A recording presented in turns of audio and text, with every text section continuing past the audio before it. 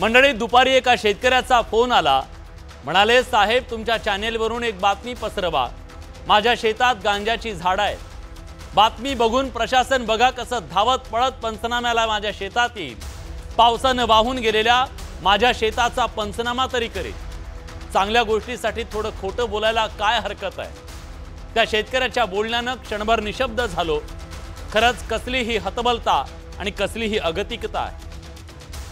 शेंगदाणे खाताना 2 शेंगदाणे खाली पडले तर आपल्या मनाला चुटपुट लागते. विचार करा, ज्यानं मोठ्या आशेनं मातीत स्वप्न पेरलं, कष्टानं त्याला वाढवलं, हे सगळं डोळ्या देखत पाहून गेलं तर त्या शेतकऱ्याची काय अवस्था झाली असेल. राज्यातल्या 36 जिल्ह्यांपैकी 30 जिल्ह्यातल्या 654 महसूल मंडळांमध्ये 62,17,540 एकर इतक्या शेतीचं नुकसान झालं. पायात चिखल आणि डोळ्यात अश्रू अशी विदारक स्थिती आहे. यावर्षी चांगला पाऊस झाला, पिकं जोमदार आली, पण शेतकऱ्याच्या आनंदाला नजर लागली. आभाळाचा कोप झालाय सरकार. दुष्काळानं होरपूळ जाणाऱ्या बीडमध्ये पुरातली माणसं वाचवायला पहिल्यांदा हेलिकॉप्टर उतरलं. हवं तर त्या हेलिकॉप्टरवाल्याला विचारा काय परिस्थिती आहे सरकार. आभाळाचा कोप झाला, नजर लागली, हे दुःख नाहीये शेतकऱ्याचं. एवढा विध्वंस होऊन सुद्धा कुणाची नजर जात नाहीये, याचं दुःख जास्त आहे सरकार.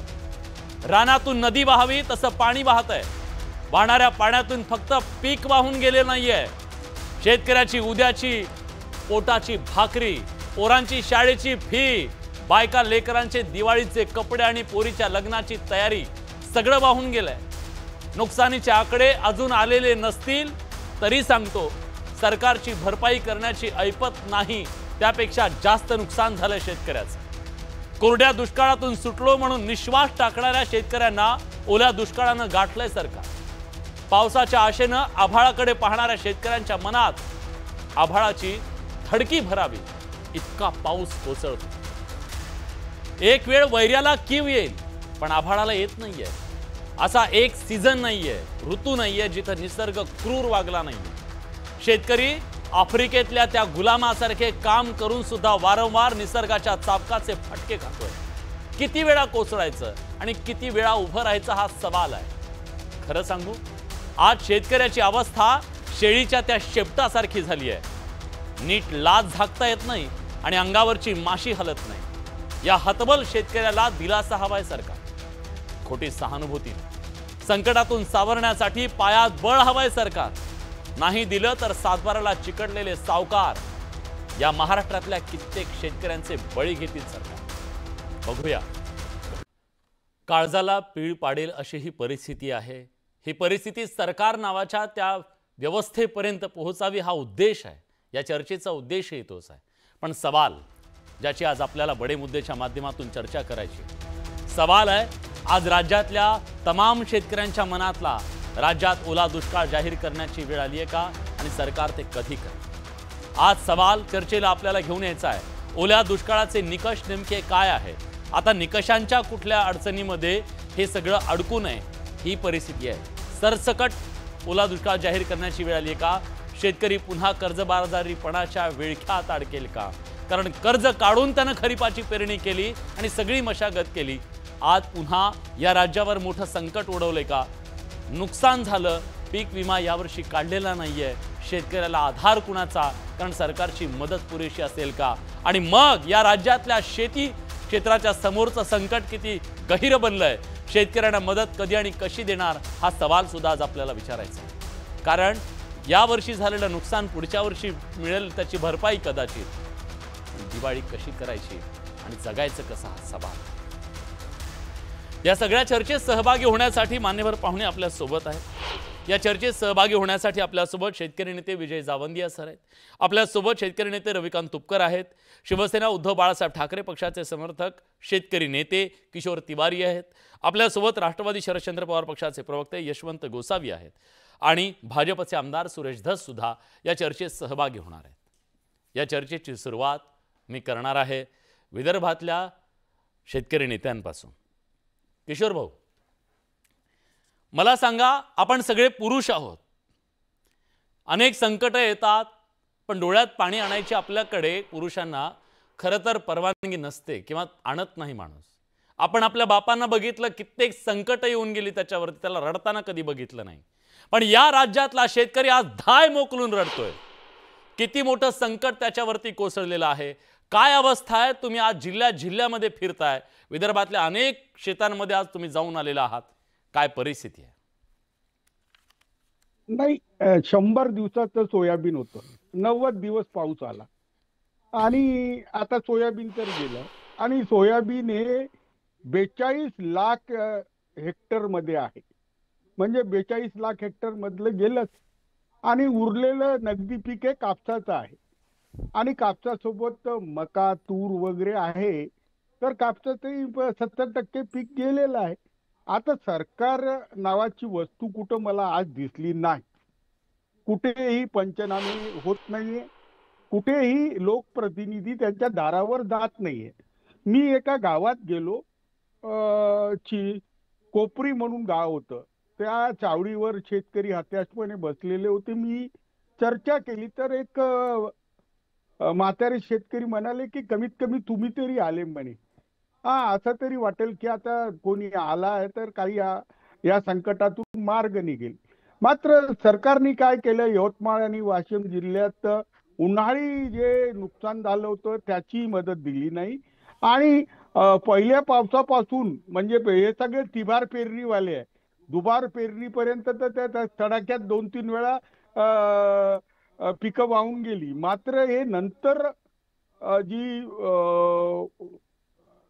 थोडी गॅप होती पावसाची, अतिवृष्टीमध्ये गॅप मिळाली होती, त्याच्यामध्ये थोडंसं साधलं होतं कापूस आणि हे. तर ही परिस्थिती अशी आहे की राजकारणाच्या बाहेरचं आहे. तुम्ही एक म्हणाले विलास एक म्हणाले की सरकारजवळ पैसा आहे की नाही आहे वगैरे. आता सरकार जर 10 लाख कोटीचं कर्ज करू शकते, अनावश्यक रस्ते बांधू शकते, अनावश्यक लाईन्स टाकू शकते, अनावश्यक मोठे मोठे ओव्हरब्रिज करू शकते, तर मला असं वाटते की बळीराजा खूप अडचणीत आलेला आहे. आणि आजच यवतमाळ जिल्ह्यात एक पेपर हातात घेतला मी, बाबुळ गावात 2 शेतकऱ्याच्या आत्महत्या, तर त्याच्यावरच बातमी होती दिव्यांग शेतकऱ्याची आत्महत्या. आणि संध्याकाळपर्यंत मला त्याच दौऱ्यातच निरोप येत होते की इथेही शेतकऱ्यांनी आत्महत्या केली, तिथेही केली. आता असं आहे, शेतकऱ्यांनी आत्महत्या तर करूच नये, आम्ही त्यांच्यासाठी पूर्ण प्रयत्नशील आहोत. आणि सरकार म्हणून सरकारने निर्णय घ्यायला पाहिजे ना. मी विकास रस्तोगी म्हणून कृषी सचिव आहेत. हे बघा, दत्तात्रय भरणे तर तुम्ही बघितलं, त्यांना कृषी क्षेत्राचं नॉलेज नाही. वरून त्यांना विदर्भ मराठवाडा जिथे खूप नुकसान झालं, आता खानदेश आणि उत्तर महाराष्ट्र त्याच्या चपेटमध्ये आले. तर आता मला असं वाटते की हे अभूतपूर्व संकट आहे, अभूतपूर्व असं संकट आहे. या अभूतपूर्व संकटामध्ये रविकांत तुपकरजी सांगा, शेतकऱ्यांना काय दिलासा मिळतोय, शेतकऱ्याची आजची अवस्था नेमकी काय आहे? मला सगळ्यांकडून समजून घ्यायचंय. तुम्ही वेगवेगळ्या भागातले आहात, कोणी विदर्भातले आहात, कोणी मराठवाड्यातले आहात, कोणी उत्तर महाराष्ट्रातले आहात, म्हणून मला जाणून घ्यायचंय या महाराष्ट्रातल्या प्रत्येक क्षेत्रातल्या शेतकऱ्याची अवस्था काय. नाही, आत्ताची परिस्थिती आहे ती तर अतिशय गंभीर आहे. अशी परिस्थिती मला येतं चळवळीत 22 वर्ष झाले, एवढी गंभीर परिस्थिती मी शेतकऱ्यांच्या आजपर्यंत कधी बघितली नाही. मुळामध्ये सरकारला शेतकऱ्यांशी काही घेणं देणं नाही. सरकार असंवेदनशील आहे.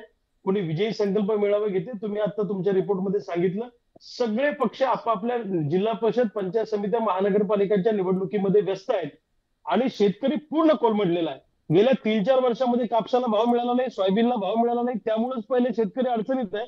आणि त्यात पुन्हा आता अतिपावसामुळे, ढगफुटी सदृश पावसामुळे विहिरी पूर्ण वाहून गेलेल्या आहेत, पाईपलाईनचे स्प्रिंकलरचे सेट वाहून गेलेले आहेत. आणि अशा परिस्थितीमध्ये जमिनी सुद्धा 5-5, 7-7 फूट खरडून गेलेल्या आहेत.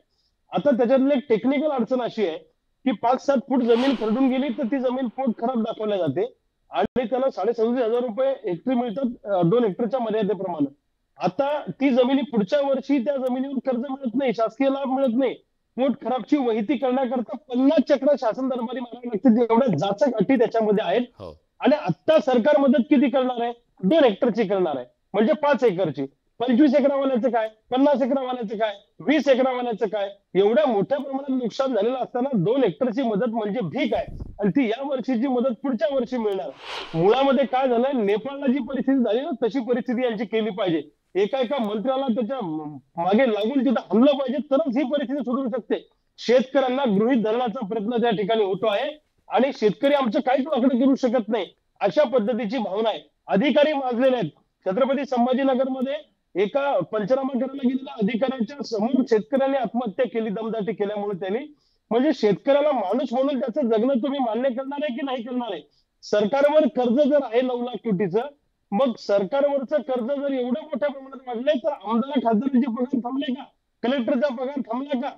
किंवा तहसीलदाराचा पगार थांबला का? नाही थांबला. शेतकऱ्याला पैसे द्यायचे असले की यांच्या तिजोरीत पैसे नसतात, ज्याचा उल्लेख किशोर भाऊने या ठिकाणी केला.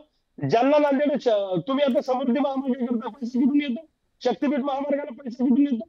इतर प्रोजेक्ट करायला पैसा कुठून येतो? अरे शेतकऱ्यासाठी 1-2 लाख कोटी अजून काढायला कर्ज, काय फरक पडतो? तसेही तुम्ही कर्जातच आहे, पण शेतकऱ्याला पैसे द्यायला यांच्याकडे पैसे नाही. पण मी शेतकऱ्याचा पोरगा म्हणून सांगतो, इथून पुढचं आंदोलन भगतसिंगाच्या स्टाईलला होईल. अतिवृष्टीची 100% नुकसान भरपाई पाहिजे. 2 हेक्टरची मर्यादा आम्हाला मान्य नाही. पूर्ण नुकसान भरपाई मिळाली पाहिजे अशी आमची मागणी आहे. विदर्भातली काय स्थिती आहे तुम्ही सांगितलं. विजय जावंदिया सर आहेत. जावंदिया सर, मराठवाड्यातली परिस्थिती गंभीर आहे. आम्ही तर पहिल्यांदा म्हणजे सगळ्या महाराष्ट्रानंच हे बघितलं की बीड जिल्ह्यातल्या आष्टी तालुक्यात हेलिकॉप्टर उतरले हो. काय परिस्थिती असेल तिथल्या शेतकऱ्यांची, काय मोठं आभाळ कोसळलं असेल त्या सगळ्यांवरती. तुमच्या भागातली काय स्थिती आहे? विलास भाऊ, तुम्ही इतक्या चांगल्या शब्दांमध्ये आणि इतक्या स्पष्टपणे या सगळ्या स्थितीचं वर्णन केलेलं आहे. तुम्ही सुरुवातीला गांजाची झाडं आहे माझ्या शेतात हे सांगा, यातनं फार मोठा संदेश दिलेला आहे. मला माझ्या व्हॉट्सअपवर एक पत्रिका आलेली आहे. ती पत्रिका अशी आहे की आम्ही आमच्या सोयाबीनवर रोटावेटर चालवणार आहोत. या कार्यक्रमामध्ये आपण सहभागी होण्याकरता यावे असं आपल्याला आमंत्रण देण्यात येत आहे. जरा विचार करावा याच्यावरच की काय परिस्थिती आहे ग्रामीण भागातली. ज्या शेतांमध्ये शेतकऱ्याची तेरवीच म्हणायला हवी किंवा अंत्यसंस्काराचा कार्यक्रम म्हणायला हवा याला. अहो, मी नेहमी म्हणतो आमचे किशोर भाऊ आत्महत्या मोजतात. मी आत्महत्या या टिप ऑफ द आईसबर्ग आहे असं म्हणत आलेलो आहे. आणि 2006 मध्ये माझ्या गावात मनमोहन सिंगांसमोर मी असं म्हटलं होतं की जे शेतकरी आत्महत्या करत नाही ते चांगलं जीवन जगतात आहेत का? They are living just because they are not dying. पण आम्ही शेतकरी नेते सुद्धा कमजोर आहोत हे मला मान्य करायला काही शंका नाही आहे. अहो, जिथे पाऊस खूप पडला, वावरात पाणी आहे, तिथलं काय सर्वेक्षण करण्याची गरज आहे. पण तुम्हाला आणखीन एक विलास भाऊ सांगतो की ज्या भागात पाणी असं शेतात नाही आहे, कमी पाऊस आहे, पण त्या भागातले पिकं सुद्धा चांगले आहेत. मी माझ्या शेतातलाच व्हिडिओ तुम्हाला पाठवलेला आहे सोयाबीनचा आणि कापसाचा. पिकं चांगली दिसतात, दुरून पाहिलं तर वावर खूप चांगलं दिसतं. पण पराठीत जर गेलं तर 5 आणि 10 बोंड नाहीये, जेव्हा आज 40 बोंड असायला पाहिजे होते. खरंय. सोयाबीनवर पूर्णपणे येलो मोझॅक आलेला आहे, 10 शेंगा नाहीयेत त्याला. काय होणार आहे तिथे? आणि का झालं? पाऊस नाही, पण सतत ढगाळी वातावरण आहे. सूर्यप्रकाश नाही, फोटोसिंथेसिस नाही, बोंड तयार झाली नाहीत, पराठीच्या झाडाची व्हेजिटेटिव्ह ग्रोथ झालेली आहे. आता हे काही यांचे शेतकरी अधिकारी सांगत नसतील का? पण कोणाला काय घ्यायचंय हो? यांना तर यांची कर्ज माफ झाली म्हणजे झालं ना, कारखान्याला कर्ज मिळालं म्हणजे झालं ना. मला असं वाटतंय की आज बरोबर तुपकर बोलला की जी परिस्थिती आज आहे अशी परिस्थिती मी सुद्धा माझ्या 50 वर्षाच्या शेतकरी आंदोलनामध्ये काम करत असताना पाहिलेली नाही. इतकी आणीबाणीची परिस्थिती आहे. इतकी आणीबाणीची परिस्थिती आहे. पण इतक्या आणीबाणीच्या प्लीज पूर्ण करा. 1 कोटी एकरात सोयाबीन आहे आमच्या महाराष्ट्रात. 1 कोटी एकरात जवळपास कापूस आहे आमच्या महाराष्ट्रात. मी म्हणतो की कमीत कमी 10,000 रुपयाचे इनपुटचे खर्च आतापर्यंत शेतकऱ्याची स्वतःची मेहनत नाही, मजुरांची मेहनत नाही, 10,000 रुपयाचा कॅश प्रति एकरी खर्च झालेला आहे. 10,000 कोटी रुपये कापसाचे आणि 10,000 कोटी रुपये सोयाबीनचे हे सरकारने खरं द्यायला पाहिजे. जर हे सरकार वातावरण बदलामुळे, नॅचरल डिझास्टरमुळे शेतकऱ्याची ही हालत होणार असेल तर सरकारची तिजोरी उभी पाहिजे. बरोबर आहे. तुम्हाला अजून एक सांगतो फक्त एकच सांगतो. मोदी साहेबांनी 11 वर्षात दरवर्षी 15 लाख कोटी रुपयाचं कर्ज या देशावर घेतलेलं आहे. शेतकऱ्यांकरता जर या वर्षी 2 लाख कोटी रुपयाचं कर्ज घेतलं तर काही बिघडतं का हो देशाच्या शेतकऱ्यांकरता? ठीक आहे, विचारूया. आपल्या सोबत भाजपचे आमदार सुरेश धस थोड्याच वेळात येणार आहेत, मी त्यांना ते विचारतो. मी बोलतो जरा पण मी येतो, किशोर भाऊ येतो तुमच्याकडे. मला एकदा सगळ्यांकडे जाऊन येऊ द्या, मी येतो तुमच्याकडे. पुढच्या राऊंडला मी तुमच्याकडे लगेच येतो. आपल्यासोबत यशवंतजी आहेत. यशवंतजी, तुमच्या सगळ्या उत्तर महाराष्ट्रातल्या परिस्थितीच्या बद्दल आपण बघितलं. कांद्याचा प्रश्न काय, शेतकऱ्यांची अवस्था काय, हे सगळं आपण बघितलेलं आहे. पण या सगळ्यातनं एक नवा प्रश्न या महाराष्ट्राच्या समोर दिसतोय. तो असा आहे की सरकारनं एक खेळखंडोबा करून टाकला पीक विमा योजनेच्या बद्दलचा. त्यामुळे आज यावर्षी पीक विमा काढणाऱ्यांचं प्रमाण नगण्य आहे. शेतकऱ्याच्या दारावर संकट आहे, शेतात संकट आहे, सगळीकडे संकट आहे आणि त्यानं कर्ज काढून हे केलेलं आहे. आता अशा परिस्थितीमध्ये शेतकरी एका अभूतपूर्व संकटात आहे का कर्जबाजारीपणाच्या? कारण पीक कर्ज नावाचं कवचच त्याला नाहीये. खरंय सर. आता परिस्थिती अशी आहे की राजा उदार झाला आणि हातात धतुरा दिला, अशी महाराष्ट्रातल्या शेतकऱ्यांची परिस्थिती आहे. मी आज सकाळी आमच्या देवळा भागामधल्या एका शेतकऱ्याला भेटलो, कैलास आहे रे नाव त्यांचं. त्यांना विचारलं कांदा काय भाव विकला आजचा. ते म्हटले 750 रुपये कांदा गेला. कांद्याचा उत्पादन खर्च हा 1500 रुपये आहे आणि सरकार 700 रुपये 750 रुपयाने या कांद्याला भाव मिळतोय. आणि त्यांना विचारलं मग काय, तर ते म्हटले तिथून बाहेर पडलो आणि मार्केटच्या समोर आदरणीय मुख्यमंत्री साहेबांचा देवाभाऊ नावाचा शिवाजी महाराजांना हात जोडलेला मोठा फ्लेक्स लावला होता. त्याला हात जोडले आणि घरी निघून आलो म्हटलं. म्हणजे एकीकडं करोडो रुपयाचे फ्लेक्स लावायला सरकारकडे पैसा आहे. पीएम पंतप्रधानांचा वाढदिवस साजरा करताना ड्रोन लाईट शो दाखवून करोडो रुपये खर्च केले जात आहेत. पण जो शेतकरी उद्ध्वस्त झालाय त्या शेतकऱ्यांना दिलासा देण्याकरता यांच्याकडे पैसा नाही. शेतकऱ्यांना आधार द्यायला यांच्याकडे वेळ नाही. सर, मागच्या महिन्यामधली घटना आहे, तुम्हाला माहिती असेल, ठाऊक असेल, आपण जाणून आहात. ऑगस्ट महिन्यामध्ये लोकशाहीर अण्णाभाऊ साठे यांची जयंती आहे आणि या जयंतीच्या आदल्या दिवशी अहिल्यानगर जिल्ह्यातल्या राहाता तालुक्यातल्या शेतकऱ्यांना आत्महत्या केली. आत्महत्या करायच्या आधी हा शेतकरी अण्णाभाऊ साठेंची कविता म्हणत होता. म्हणजे ऐकायला जड वाटेल, पण ती कविता होती की ही न्याय व्यवस्था काही कांची रखेल झाली, ती संसद देखील हिजड्यांची हवेली झाली, मी माझ्या व्यथा मांडू कोणाकडे, कारण इथली व्यवस्था भ्रष्टतेनं रंगीत झाली, असं म्हणत शेतकऱ्यानं गळ्यामध्ये गळफास अडकवला. आणि आश्चर्याची गोष्ट सांगतो, दुसऱ्या दिवशी सरकारनं करोडो रुपयाच्या वर्तमानपत्रांमध्ये अण्णाभाऊ साठे जयंतीच्या जाहिराती दिल्या. ही आत्ताची महाराष्ट्रामधली परिस्थिती आहे. तुम्ही पीक विमाचा मुद्दा मगाशी मांडला. पीक विम्याचे 4ही ट्रिगर सरकारनं बंद केलेत. आज पीक विमा महाराष्ट्रामधल्या कुठल्या शेतकऱ्यांना मिळणार आहे? शेतीचा विमा ज्या शेतकऱ्यांनी काढला होता त्यांना मिळणार आहेत का? त्या पीक विमा कंपन्या कोणाच्या आहेत? आणि आज परिस्थिती अशी आहे की अधिकारी बांधावर जायला तयार नाही. शेतामध्ये माती उरलेली नाही. पंचनामा करायचा कोणाचा? शेतकऱ्यांच्या मुर्द्यांचा. माझा प्रश्न असा आहे या व्यवस्थेला की आज परिस्थिती जी आहे, तुम्ही हरभरा टांझानियामधून आणताय, वटाणा कॅनडामधून आणताय, तूर आफ्रिकेमधून येते, पण शेतकऱ्यांनी इथल्या जगायचं कसं? इथल्या शेतकऱ्यांच्या प्रश्नावर बोलणार कोण आहे? इथल्या व्यवस्थेच्या विरोधात तुम्हाला आम्हाला सर बोलावं लागेल. मी तुमचा मनपूर्वक ऋण व्यक्त करतो की किमान न्यूज 18 लोकमतच्या माध्यमातून आपण बोलता आहात, इतरांनी सुद्धा आदर्श घ्यायला हवा. तर आज महत्वाचे मुद्दे शेतीचे आहेत, ते मुद्दे बाजूला करून राज्यातल्या वाटाळवीरांना पुढे केलं जातंय. हिंदू मुस्लिम असेल, कोणाच्या वैयक्तिक आयुष्यावर टीका टिप्पणी असेल, कोणाच्या आईवर बोलणं असेल, अशा पद्धतीचे मुद्दे समोर आणले जात आहेत. आणि शेतकऱ्याचा जो मुख्य मुद्दा आहे त्या मुख्य मुद्द्याला बाजूला टाकलं जातंय. मगाशी आदरणीय रविकांत भाऊ तुपकरांनी जो मुद्दा मांडला, त्या शेतकऱ्याची व्यथा आपल्या समोर आली पाहिजे. मी नावासहित तुम्हाला सांगतो, खातगाव तालुका पैठण जिल्हा संभाजीनगर, संजय कोहकडे नावाचा शेतकरी आहे. त्या शेतकऱ्यानं अधिकाऱ्यांना निवेदन दिलं. रविकांत भाऊ त्याने सांगितलं की शेतीचं नुकसान होतंय, जरा बघा. अधिकाऱ्यांनी सांगितलं हे निवेदन घरी घेऊन जा, नाहीतर सरकारी कामात व्यत्यय आणला म्हणून 353चा गुन्हा तुमच्यावर दाखल करू. घरी येऊन शेतकऱ्यानं विहिरीत उडी मारून आत्महत्या केली. आम्ही कुठल्या अधिकाऱ्यांच्या भरोशावर पंचनामा करणार आहोत? अहो, तुम्ही तहसीलदार कलेक्टर सोडा, सुद्धा तलाठी आणि कोतवाल सुद्धा शेतावर जायला तयार नाही. कुठली यंत्रणा उभी करतायत? कृषी मंत्री राज्यात मी या मताशी सहमत आहे की आज राज्यातल्या 36 पैकी 30 जिल्हे जर पाण्याखाली असतील तर या मुंबईमध्ये एक सुद्धा नेता दिसला नाही पाहिजे। राज्याच्या बांधाबांधावर नेत्यांची वर्दळ असली पाहिजे।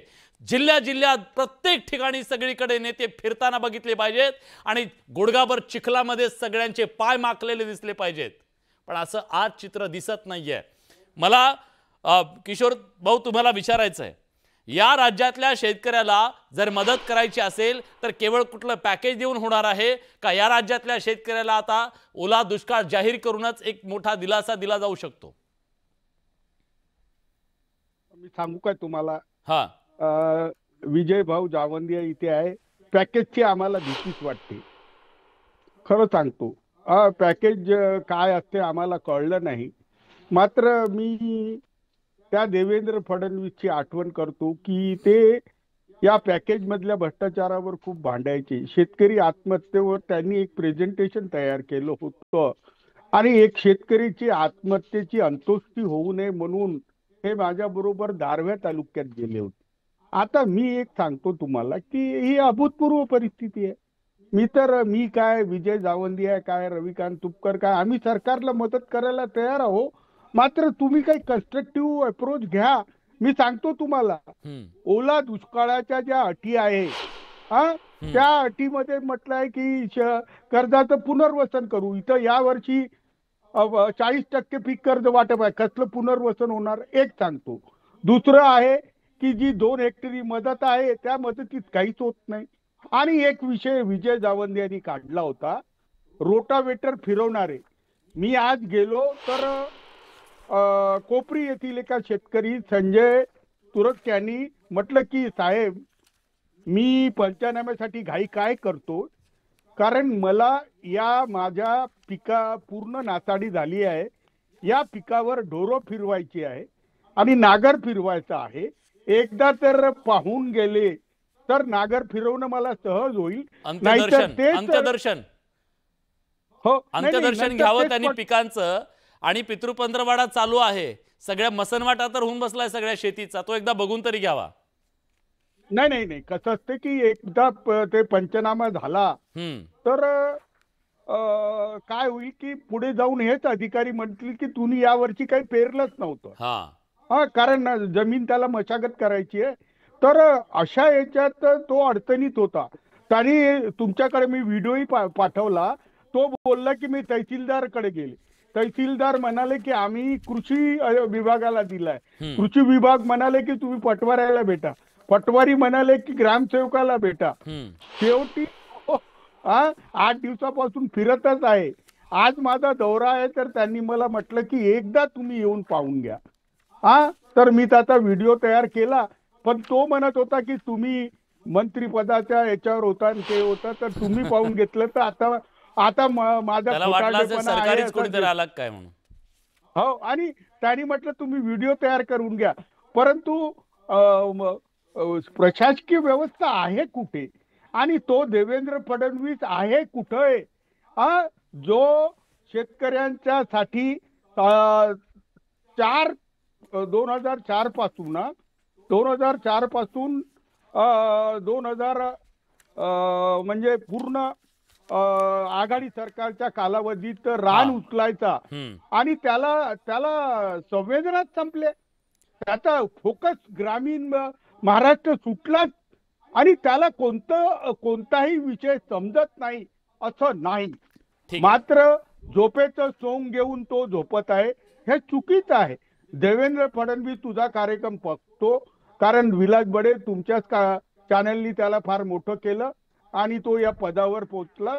मी आज सांगतो तुम्हाला की आजची परिस्थिती खूप खराब आहे।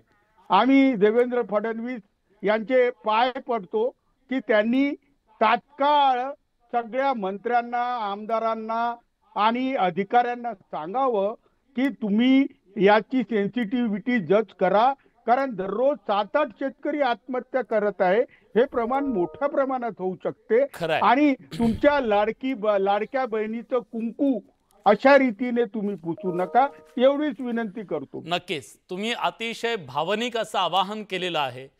खरं तर मला अनेकदा वाटतं की आपण चॅनलवरून जेव्हा ह्या सगळ्या गोष्टींबद्दल बोलतो त्याचे किती खोलवर परिणाम इथल्या शेतकऱ्यांवर होत असतील. खरं तर या सगळ्या परिस्थितीमध्ये परिणाम व्हायला पाहिजे तो व्यवस्थेमध्ये, इथल्या प्रशासनावर खोलवर परिणाम व्हायला पाहिजे. तिथं पाझर फुटायला हवा की यार काय झालं या शेतीचं.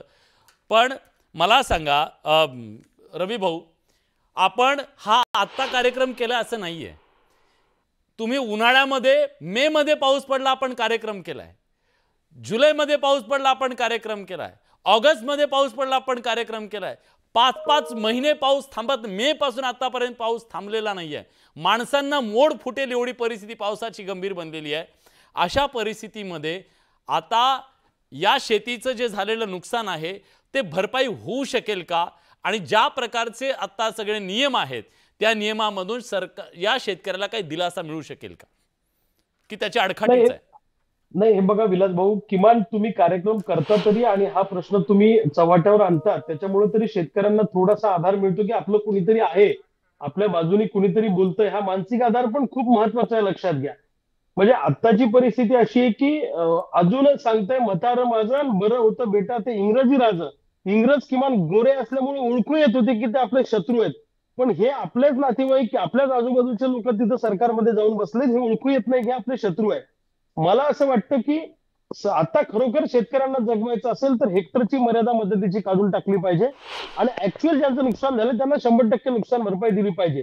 पीक विमा कंपनीचे पूर्वीचे ट्रिगर चालू केले पाहिजे आणि या पीक विमा कंपन्यांचं टेस्ट ऑडिट केलं पाहिजे. मी तुम्हाला सांगतो, पण यावर्षी पीक विम्याचा जो घोळ घातला, पीक विमा शेतकऱ्यांनी काढलेलाच नाहीये अनेक ठिकाणी, कारण ही नवी जी योजना आली त्याच्यामुळे. नाही, बरोबर आहे तुमचं म्हणणं. माझं म्हणणं आहे 2014 पासून आतापर्यंत या सगळ्या विमा कंपन्यांचं ऑडिट करा. भारताला सगळ्यात मोठा स्कॅम बाहेर येईल असं माझा दावा आहे. मी त्याच्या खूप खोलात गेलेलो आहे. कापसावरचं आयात शुल्क जे 0 केलं ते वाढवलं पाहिजे आणि सोयाबीन निर्यातीला प्रोत्साहन दिलं पाहिजे, तरच सोयाबीनचे भाव वाढू शकतात. आणि दुसरा एक अत्यंत महत्वाचा प्रश्न आहे, सध्या बँका नोटिसेस देत आहेत, जप्ती काढली आहे शेतकऱ्यांच्या शेताची. आता मला सांगा, सोयाबीन अजून यायचंय, कापूस अजून यायचंय, आता तुम्ही मध्येच नोटिसा देताय, घरावर जप्त्या आणतायत, लोकांना कोर्टात चक्र मारायला लावतात. हा गंभीर प्रश्न आहे. सरकारने याच्याकडे लक्ष दिलं पाहिजे. आणि दर 3 तासाला एक शेतकरी मरतोय, माणूस म्हणून आमचं जगणं मान्य करा. अन्यथा जेव्हा 100 गुन्हे होतील किंवा राक्षसी प्रवृत्तीचा उन्माद होईल तेव्हा युगपुरुष म्हणून शेतकऱ्यांचे पोरं पुढे येतील, भगतसिंगाचा अवतार घेतील आणि नेपाळ सारखी परिस्थिती महाराष्ट्रात झाली तर तुम्हाला नवल वाटायला नको, एवढंच सांगतो. विजय भाऊ, खरं तर शेतकऱ्यांची अगतिकता काय आहे ती रानातून आपण ह्या दृश्यांच्या माध्यमातून बघतोय. पण मुद्दा हा सुद्धा आहे की आता शेतकऱ्याला प्रत्येक सीझनमध्ये अशा प्रकारच्या संकटाला सामोरं जावं लागत असेल तर सरकार प्रत्येक वेळेस मदत देऊन शेतकऱ्याचं ते सगळं नुकसान भरपाई तर देऊ शकत नाही, ही वस्तुस्थिती आहे. या सगळ्या प्रश्नावरती मार्ग कसा काढायचा? कारण आता हवामान बदलाच्या दृष्टीने सुद्धा शेतीत काही बदल करणं गरजेचं आहे का, किंवा सरकारी धोरणांमध्ये काही मूलभूत बदल होणं गरजेचं आहे, की आपल्या पीक पद्धतीत काही बदल होणं गरजेचं आहे? काय करायला हवं म्हणून इथल्या शेतकऱ्याला कधीतरी 4 दिवस चांगले येतील.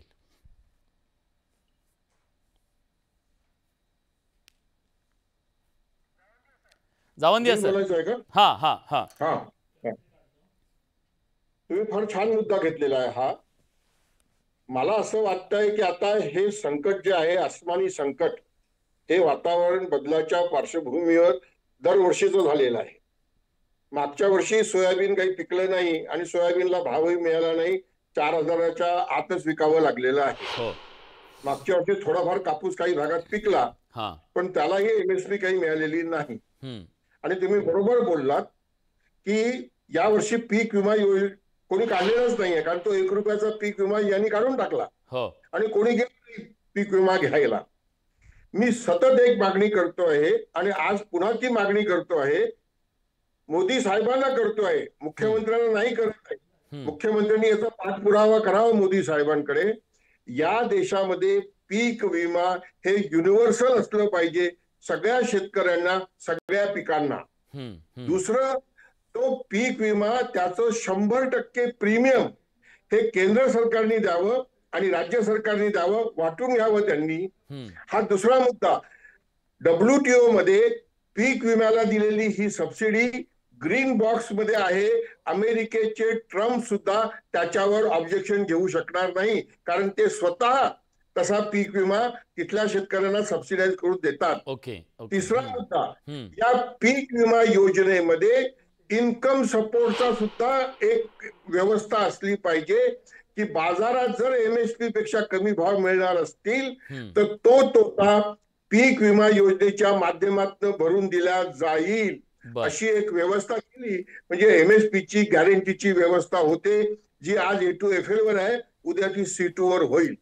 मला असं वाटतंय की याच्यामध्ये आणखीन एक मुद्दा हा घ्यावा की अमेरिकेप्रमाणे इंडिव्हिज्युअल शेतकरी याचा विमा आमच्याकडे होऊ शकत नाही, कारण आमच्याकडे 2,000, 5,000, 10,000 एकराचे शेतकरी नाही, 5 एकर, 10 एकरचे आहेत.